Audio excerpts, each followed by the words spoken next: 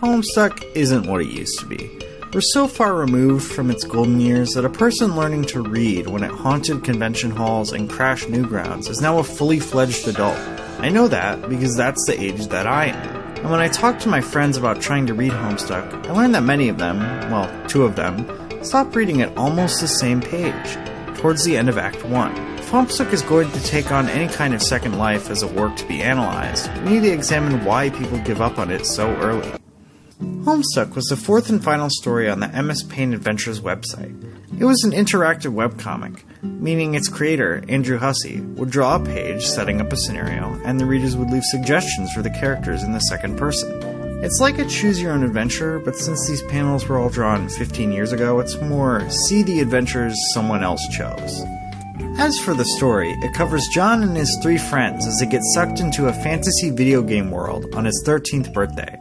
The plot escalates and expands from there. There's time travel, the destruction of universes, and made-up alien romance. A small portion of the fanbase advocates skipping to the exciting bits, but this is very un-Homestuck. If you want your gratification instant, why don't you hug your loved ones or do something kind for a stranger?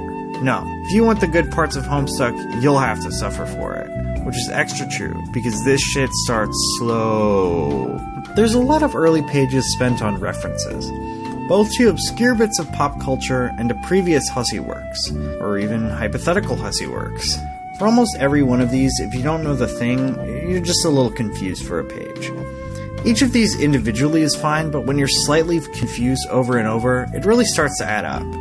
Although nothing does this as much as the inventory nonsense. In the Homestuck universe, all humans have a Sylladex. This is like an inventory in a video game, except it's more complicated. There's a weird set of rules for each character for what they can access, often based on like a data structure, something I totally understand. This leads to situations like a character being unable to access their phone because it's at the top of their debt, or accidentally dropping all their shit because the deck got too full. Most of Act 1 is John struggling to do basic tasks.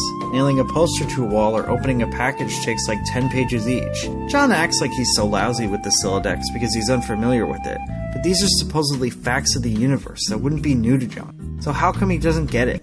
Later on, John gets his online friend Rose to play this cool new game with him. As a server player, Rose can edit his house, not unlike The Sims. And no one acts like this is weird?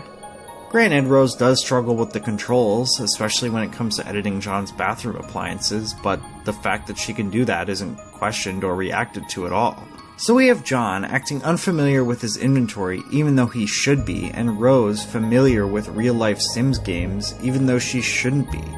This puts a huge strain on your suspension of disbelief. We have to be able to understand what our characters know in order to know how to feel.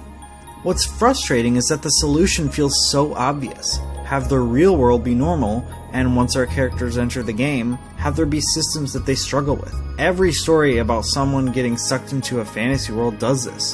Why would you put video game mechanics in the real world instead of just in the video game? It's like if the Tin Man just lived with Dorothy in Kansas. Now you might wonder why they did this. Well, good question. If only we had a problem to figure out this sleuth. Oh damn it, I mean a Problem Sleuth is the 3rd entry in the MSPA series, and the precursor to Homestuck. You can see a lot of similarities just with the first few pages. Much of the style and humor is maintained, the suggestions are still a big part of the story.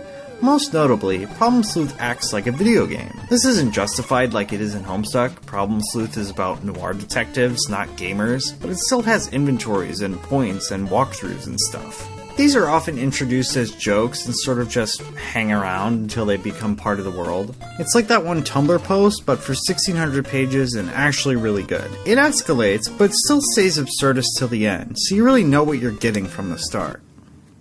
While making Problem Sleuth, Hsuuck thought up some new ideas for game systems that could be implemented in their next comic.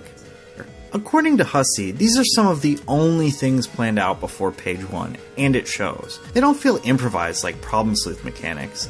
The intricacies are slowly revealed as the story continues, and when you finally get answers to your bigger questions about the game, they're damn good answers. The Sylladex feels like it was designed to maximize potential hijinks, like something that would lead to tons of wacky scenarios on its own.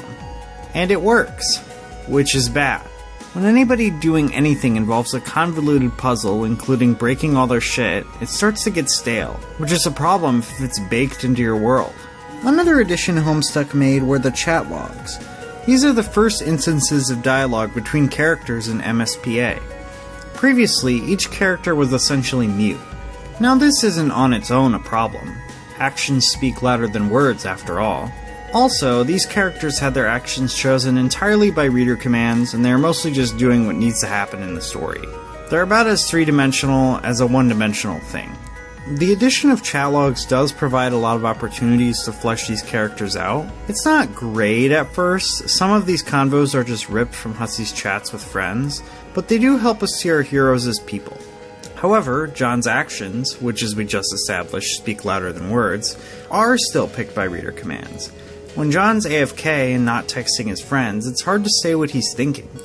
When John knocks over his grandmother's urn, there's no indication that he feels guilty or afraid or anything other than annoyed. It's not helped by how they're often depicted in sprite form with no real expression. He smiles and winces occasionally, but he really has about the range of, well, a video game character. Which is what the intent really is. John isn't treated like a comic character, but a video game character. He's Mario, or Link, or the lady with the weird leg things. His choices are made by the player, or here the reader, so he doesn't really need an inner world. If you get stuck on a game tutorial, no one questions why Cuphead doesn't know how to jump and dash. But John does have an inner world. He isn't solely a vessel for the reader. So when he doesn't know how to nail a poster to a wall, you do question it. Homestuck gets better. As it gets more serious, the reader commands are phased out in lieu of just commands Hussy came up with. The Sylladex effectively becomes irrelevant, the art gets more expressive with the addition of hero mode, and the pacing gets a lot faster. Homestuck is still really long, but it's spent on more than just messing around. The knowledge characters have makes more sense. We know how they know things, and we see them learn it. Even in the last 1%, you can find a scene where a character gets needed exposition from a more knowledgeable character. Finally, the exploration of personified video game characters is done much better. Mostly. Act 1 is sort of MSPA going through puberty, shifting from plot-driven to character-driven. From some sketches drawn in a day to multiple 10-plus minute animations depicting a battle for all reality. In this change from one thing to another, it's about as awkward as most teenagers. I don't know about that. It's a nice story, but it doesn't really hold up. For one, does Homestuck change? Yeah, in style, but not really in attitude. It still expects you to remember that throwaway line from 1,000 pages ago, or fathom paradoxical time loops. There's literally a character who speaks in Morse code, and it's never translated. Homestuck kinda just ignores the concept that you should worry about your reader getting confused.